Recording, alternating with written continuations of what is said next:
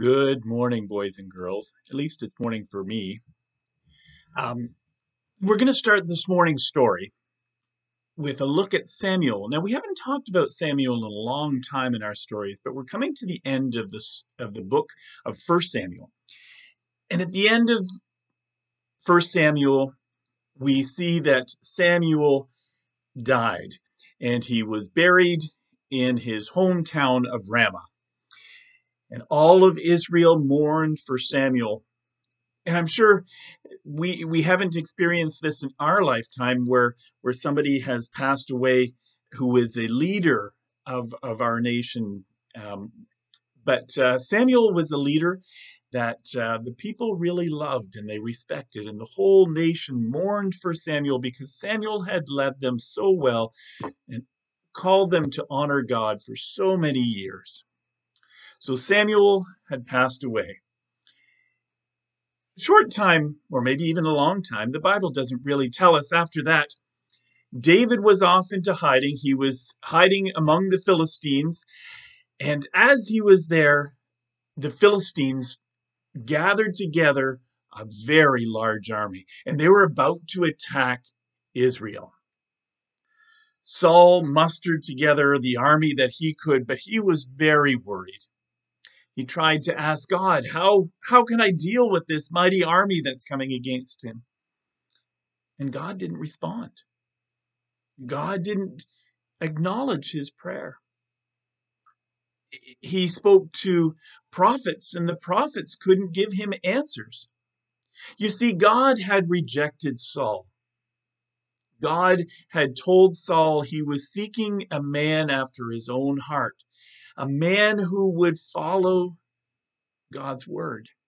And Saul, many times in his life, refused to do that. Samuel had told Saul that God was going to reject him as king. And deep down, Saul knew that. Well, God wasn't speaking, and the mighty army was there. And Saul was thinking, what am I going to do? How am I going to find out how I should win this battle and what I should do with this battle to accomplish the best for my nation? He did care about his nation. He just didn't follow God. So Saul thought of a plan. It wasn't a good plan. In fact, it was a horrible plan. Saul asked his men, he said, I want you to go find somebody who can speak to the dead for me, and somebody who could bring up the spirit of Samuel. And immediately the men said, Saul, early on in your reign as king, you followed the will of God and you eliminated all those kinds of people from the land. But go look for one, Saul would say. So the men came back with a report and said, there is a witch in En-dor. En-dor was a town of Israel. And so Saul disguised himself. He took off his crown and his royal robes, and he put on some humble clothing, and he went to this lady. And as he went to this lady, he had many days where he was in great distress and didn't know what to do. He hadn't eaten for days. He was afraid. And he went to the lady and said, I need you to bring up somebody to give me some advice. And the lady said, who would you like me to bring up? And Saul said, I would like you to bring up Samuel. I am sure the lady, when she heard the name of Samuel, to bring up the spirit of Samuel, would have brought about great cautions within her mind. And then she became fearful. She said, do you not understand that the king, King Saul, has told us that we're not allowed to do this? And Saul said, don't worry about the king. I'll take care of the king. Of course he would. He was the king, but he was in disguise. And so she did whatever she needed to do and brought up from the dead the spirit of Samuel. This is a really difficult story. And we see a great amount of sin because God clearly told us, told the people of Israel in the law in Exodus that we were not supposed to honor and talk to people who have passed away or their spirits. Whether that was a spirit of Satan or of God, we don't know. Satan does know some things. Bottom line, this woman brought up the spirit of Samuel. As soon as she saw the spirit of Samuel, the woman became fearful for herself. She recognized who Saul was. And he said, don't fear, don't fear. I will not do anything harmful to you. Tell me what he says. And Samuel came up, and Saul asked for his advice. And Samuel said to Saul, why are you asking me? I've passed away. I am in the land of the dead. And Saul said, but I ask God and he's not speaking to me. I ask the prophets and they don't know the answers to the questions that I ask. And Samuel said, God is choosing another king. In fact, let me tell you about the battle that you will face tomorrow, said Samuel. The battle that you face tomorrow will be fierce, and Israel will lose the battle. 3 out of your 4 sons will die, and so will you. Tomorrow, Samuel said to Saul, you will be with me. What a creepy feeling. Saul knew the next day he was going to be dead. The next morning, I'm sure Saul woke up with great fear, knowing that he would stand before his Maker, his God, that day.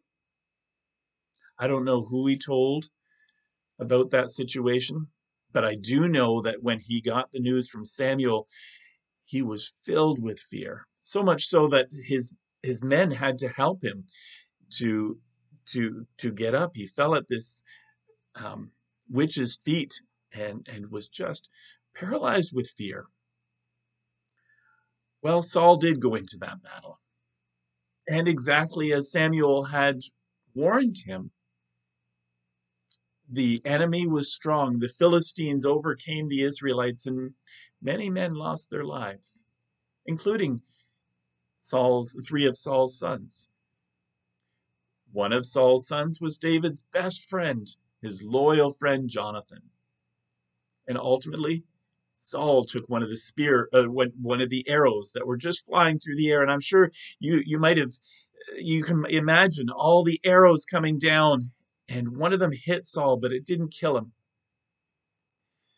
And he was fearful that one of the enemies was going to kill him, and he didn't want the enemy to be able to have the bragging rights of putting the king of Israel to death. And so Saul fell on his own sword and killed himself. A horrible thing, a horrible way to die. Saul died in disgrace. Saul refused to follow after God. Time and time again, God came to Saul and said, follow me. Saul started out sort of well, but he finished horribly. Saul was a man who God chose. But Saul did not respond to God in the way that God had been calling him to. In the end, he has a sorry, sorry tale. A sorry tale of disobedience, of neglecting of God, of outright sin, trying to kill David and many others perhaps. God has worked in many ways in your life to call you to him. He has given you parents who love you, care for you, and instruct you from his word.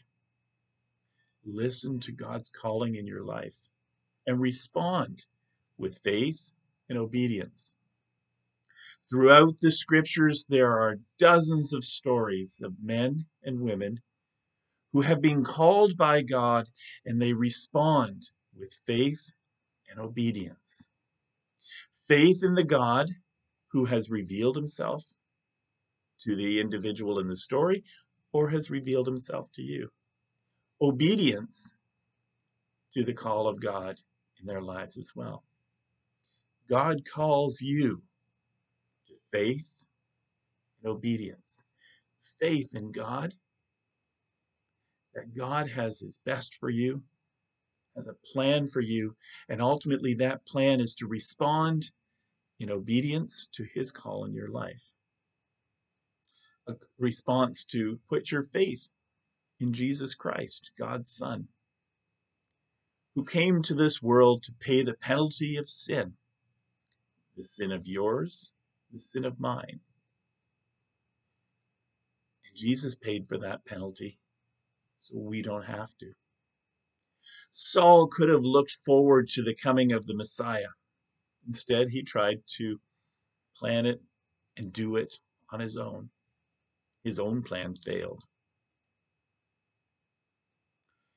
My prayer for you is that you will recognize God's call in your life and respond to that call in faith and obedience. Have a great day.